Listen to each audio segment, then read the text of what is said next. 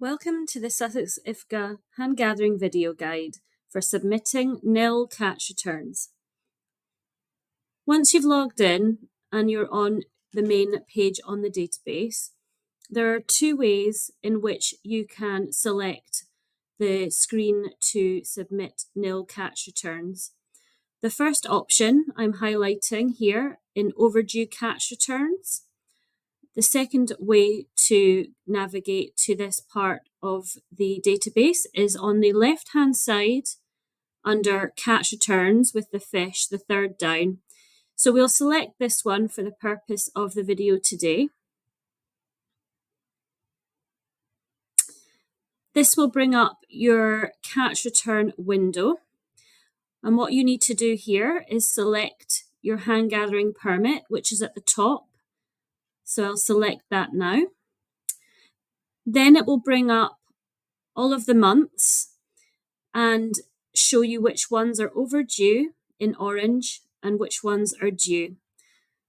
So for the purpose of this video, I'll do the overdue one in June 2025. So if you click on this one, it will bring up you're submitting a catch return with your permit number and for the period of June 2025. It will say your name at the top. And then if you didn't fish at all at any of this period, you can submit in this button, Submit NIL Return for June. So we're going to click on this button and it will then ask you for a declaration to confirm that you are submitting a NIL catch return for the month of June 2025. You will then have to freehand your name.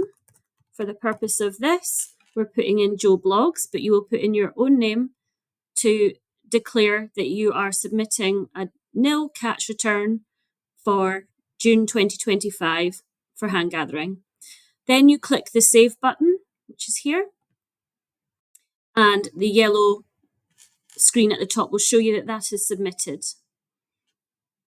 Then we can go back to catch returns again if you had another one you wanted to do, and we would start the process again.